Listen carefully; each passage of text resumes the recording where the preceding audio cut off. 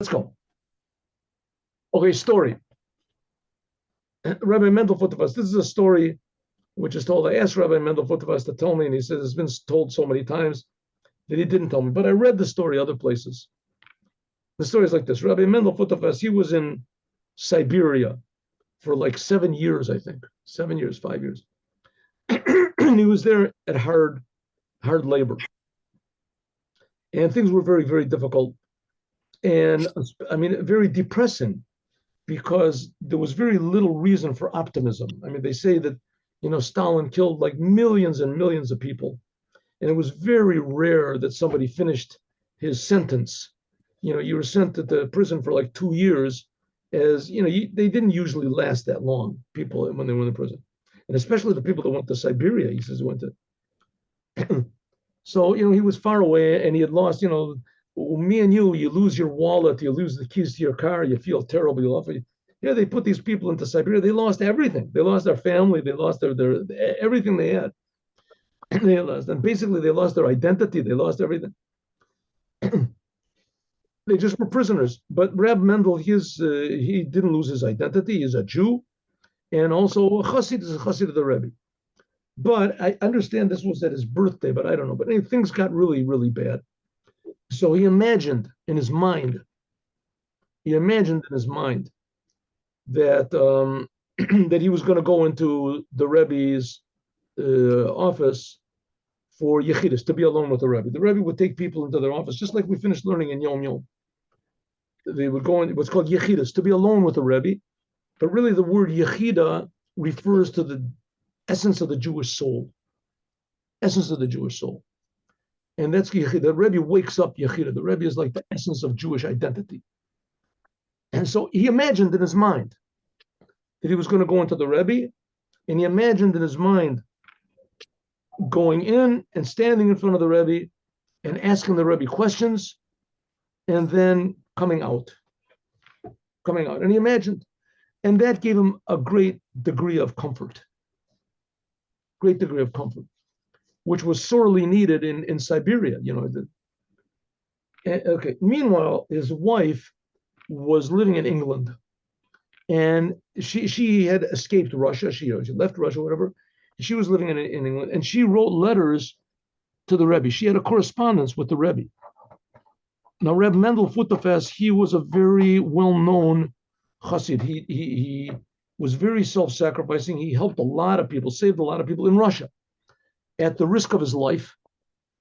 And he organized, like, forged passports, and he organized underground schools. And 90% of what he did, or 99%, whatever, it's not revealed. It'll never be revealed, things that he did. Which is generally true, of the whole Chabad movement, or, whatever they did, things they did in Russia, even to this day are not revealed. Anyway, so she wrote the Rebbe all sorts of letters about her husband and this and that. When he got out, Stalin died, and shortly thereafter, he got out of, as far as I understand, he got out because there was a famous writer or someone that he visited, Khrushchev, was it? And he asked Khrushchev if he could get 2 people out, and one of them was Rabbi Mendel Futerfass. So he got out. Who was it? I didn't have it written over here. Anyway, so he got out because of that. I'm sorry, I wrote this a long time ago. I even have this thing. Okay, anyway. So I'll tell more stories about him. I have this book, very nice book. You can buy it in English. It says, My Gulev Life, Rabbi Mendel Futerfass. So you can check up also on my stories to see if they're accurate. And so when he got out of Siberia, so he made it back to England, went back to England.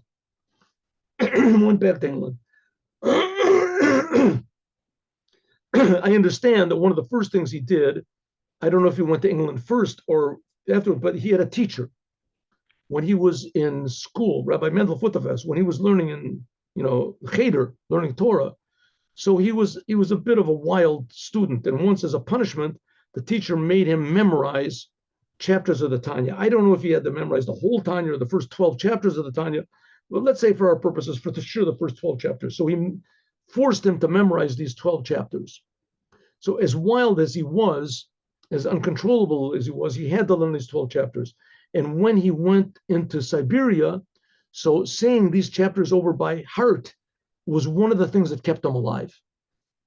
Saying a lot. And when he got out of Siberia, one of the first things he did was he traveled. I understand this rabbi lived in France, and he searched him out, and he met him and gave him a hug and a kiss, and he thanked him for forcing him to learn these 12 chapters at a time because it kept him alive. So again, it was a good thing that he was a wild kid. Anyway, so he went to his wife, came back home, and his wife, they were sitting and she was happy to see him, etc. And they looked through the letters that she received from the Rebbe. From the Rebbe. And the Rebbe wrote her, not to worry that he's going to get out, and answering other questions that she had.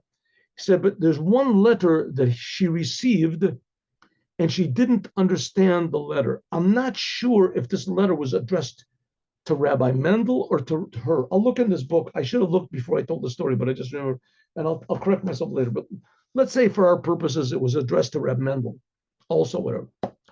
Anyway, so she said, I don't understand this letter. I read the letter, I don't understand. Rabbi Mendel opened the letter, and it was an answer to all the questions that he had asked the Rebbe in his imagination in those years before, that the Rebbe sensed that he was there and the Rebbe was with him, and the Rebbe answered all those questions. So that sort of answers our question, now that there's no yechidut, you don't go into to be individual with the Rebbe anymore. As so how do we get this first impression of the Rebbe? So the answer is you can imagine in your mind, you can go into the OL, imagine you're standing in front of the Rebbe. You can do it in your house, you can do whatever you want, and imagine deeply that you're standing in front of the Rebbe, understand as much as you can, and then Hashem will do the rest.